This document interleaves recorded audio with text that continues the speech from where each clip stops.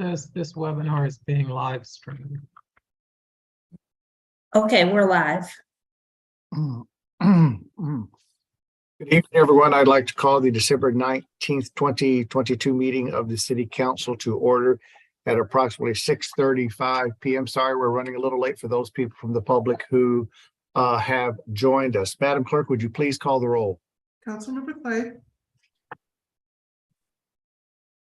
I see you. Present.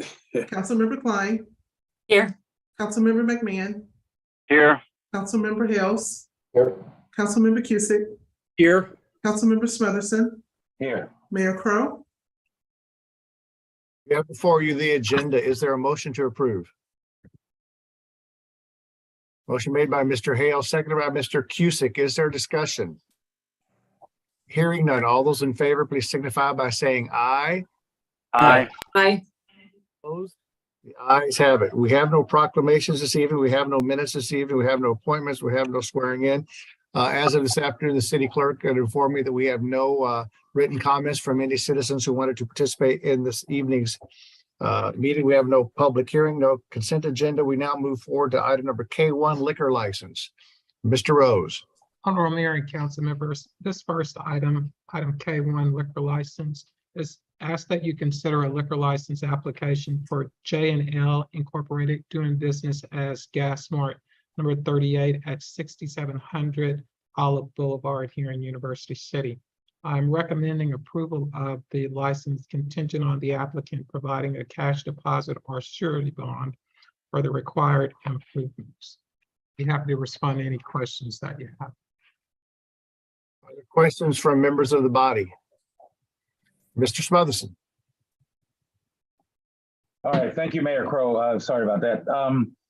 Mr. Rose, I'm just kind of curious. I'm not sure I understand how this got back on the agenda. And I thought that in the last discussion, when this was brought up, there were questions and we postponed it so that those questions could be asked or even have the owner as part of this meeting.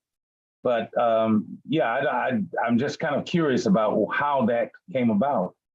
There are two items. One is that you wanted the owner to participate in the discussion. I believe the owner was invited and should be on and can be brought over. The second item was the building was not in compliance with the conditional use permit.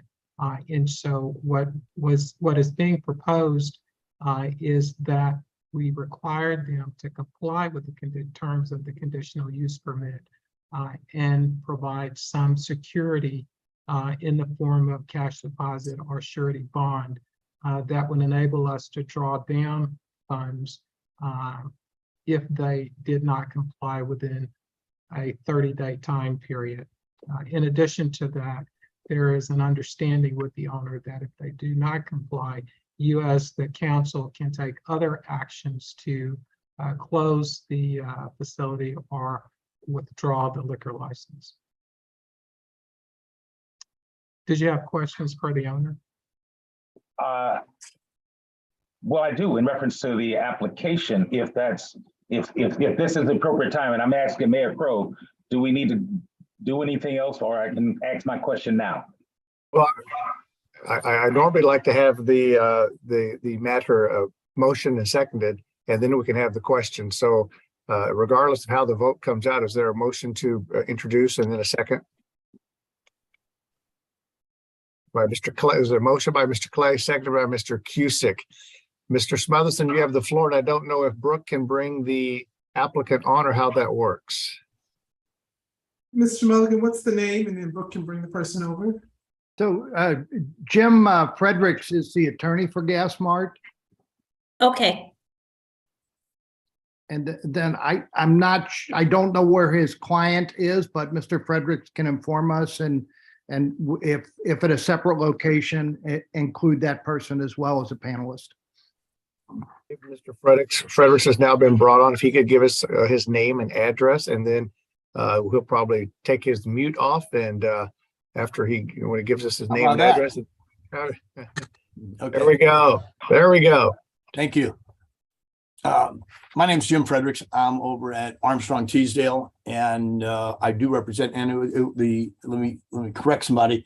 That it is J&I, not J&L, it's small change. It's J&I Inc. And it is one of the gas marts. With me is Tahani Jabbar. We'd like to bring her on as a panelist as well, if you could do so, please. Yes. She is the Chief Operating Officer of this company.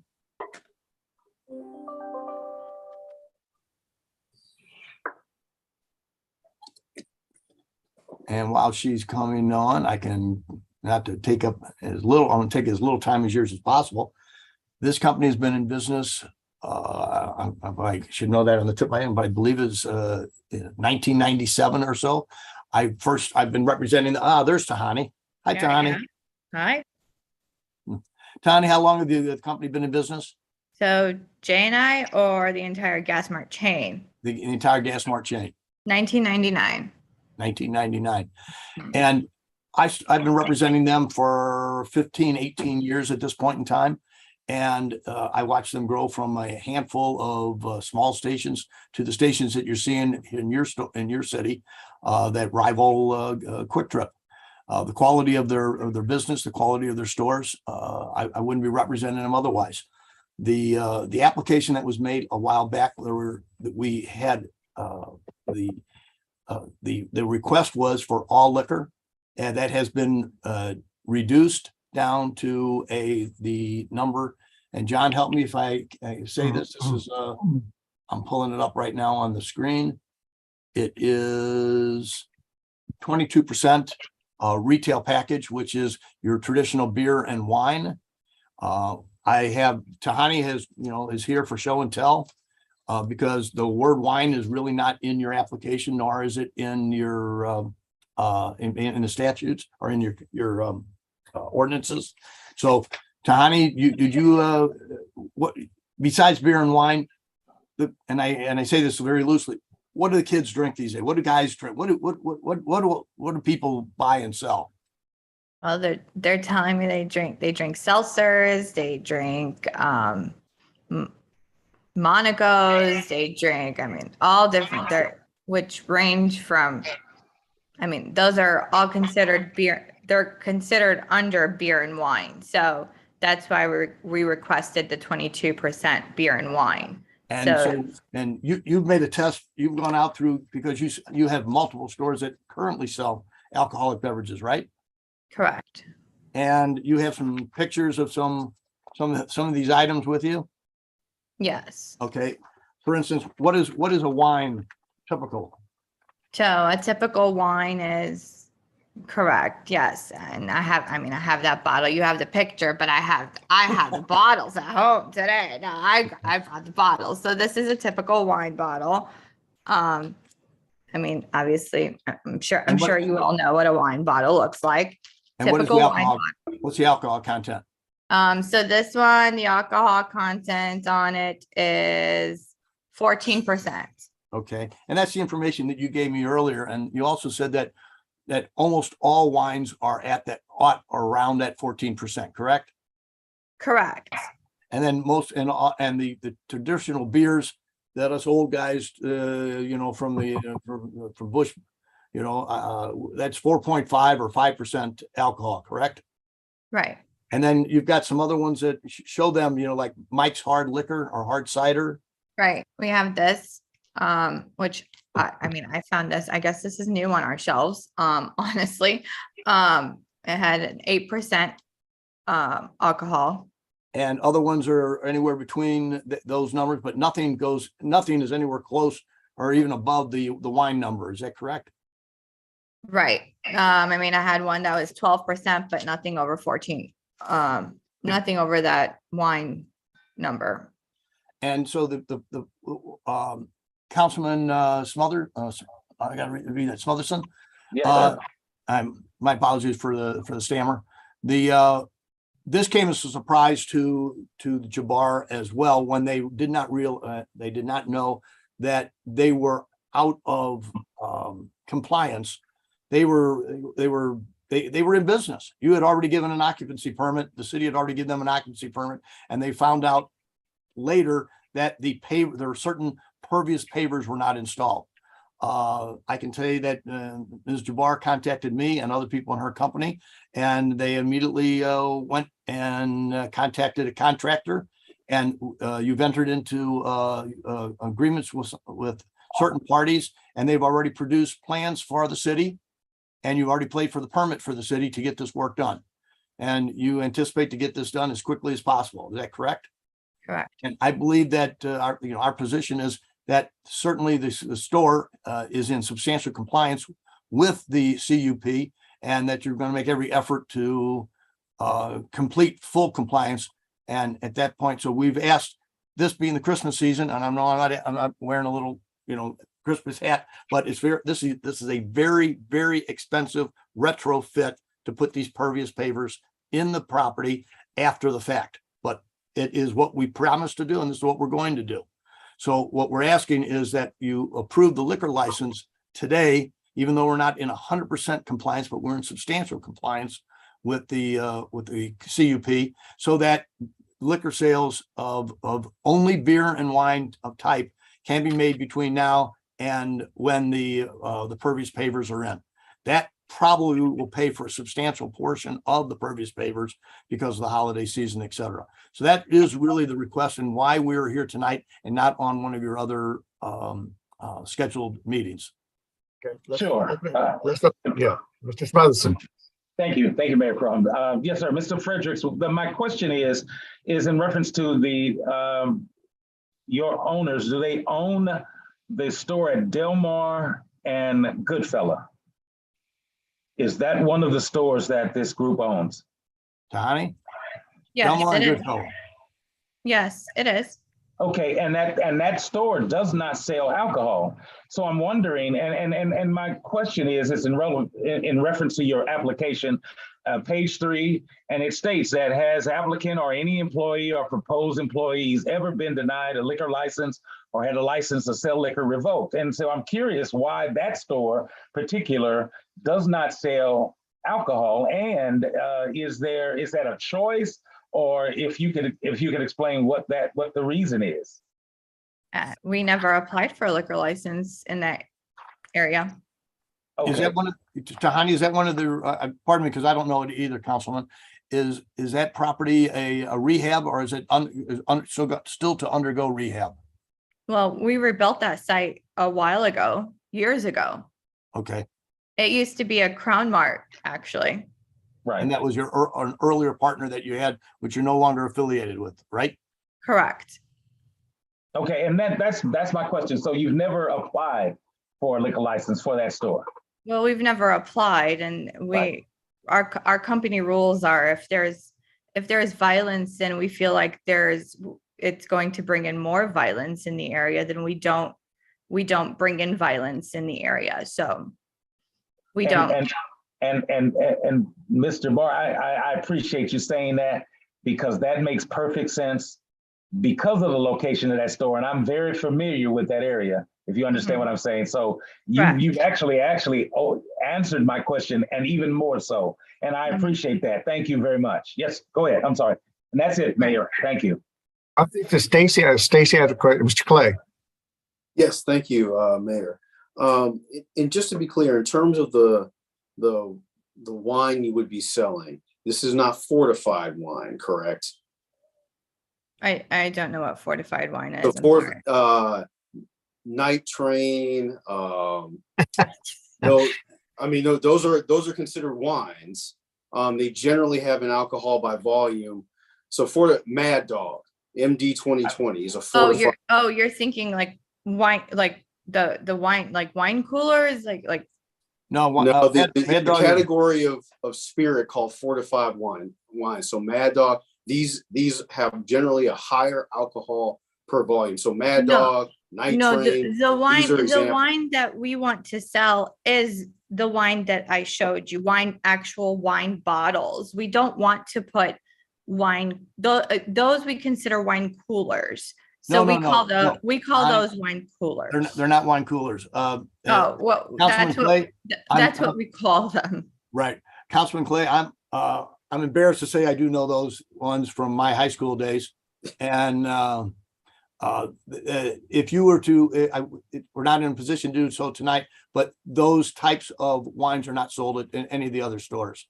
No. And we can put that as a condition that we would not have the fortified wines. I would appreciate that in Mr. Barr, fortified wines, they're fortified with distilled spirits. So imagine the wine bottle you had, and then I pour some brandy in it.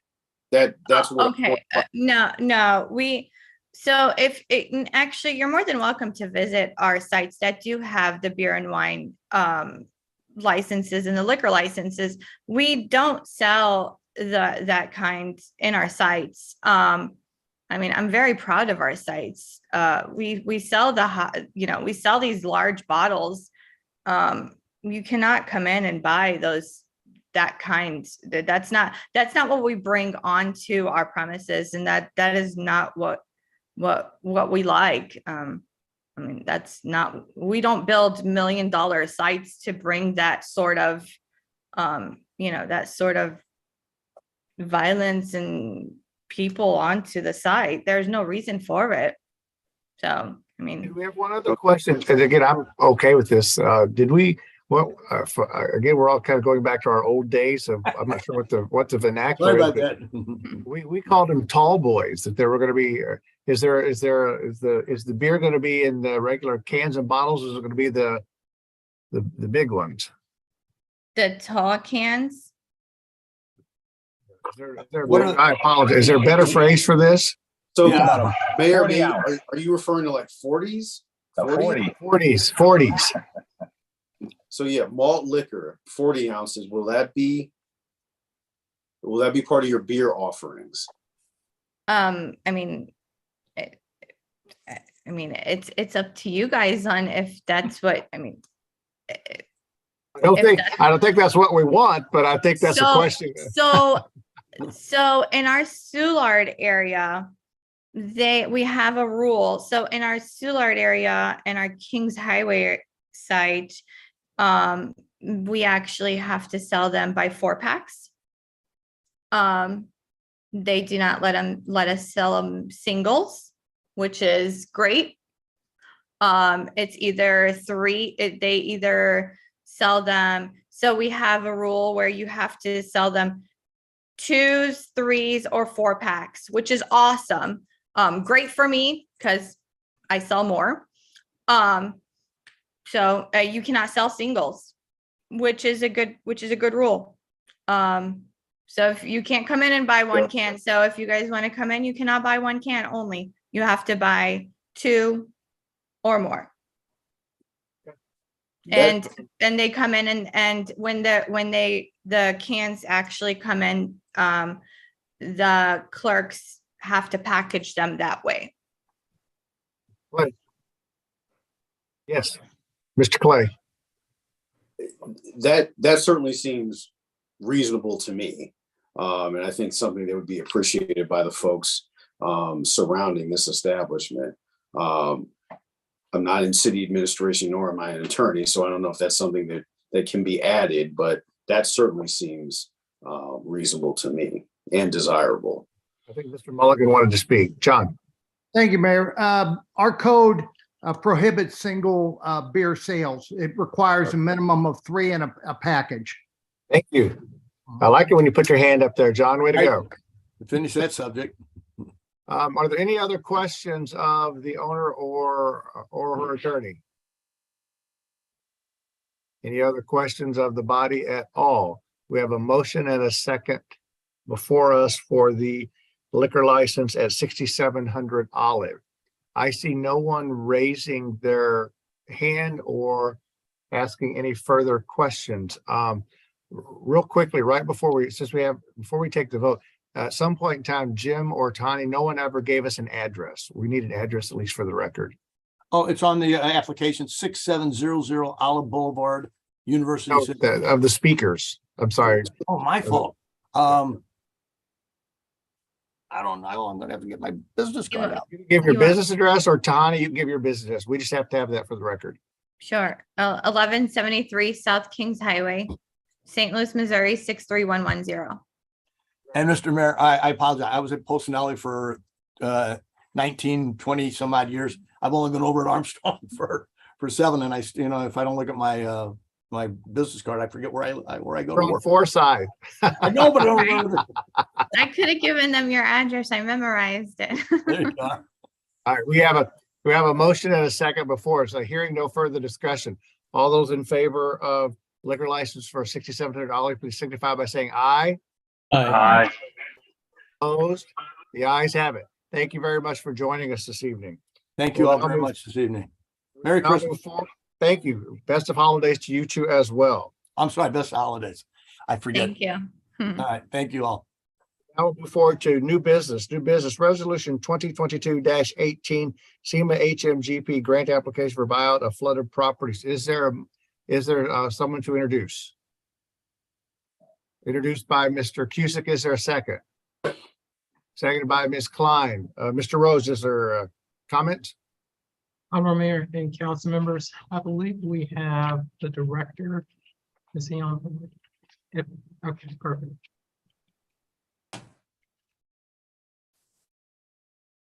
Brooke, would you mind okay. There it is. I was just gonna say, I'm sorry, which person? Mr. Wagner. John Wagner, okay. Mhm.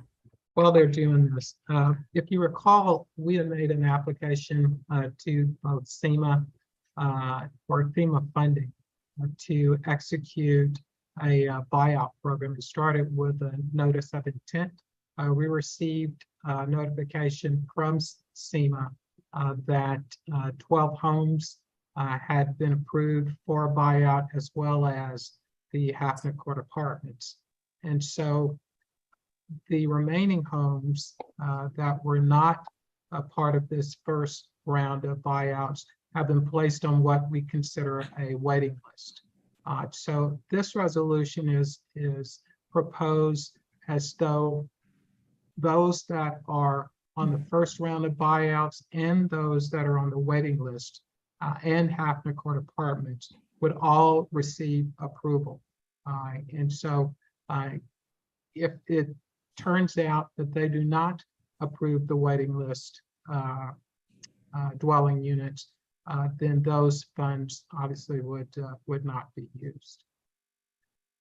And I believe we have Mr. Wagner on now. Is there anything you would like to add, Mr. Wagner? Dr. Wagner, I'm sorry.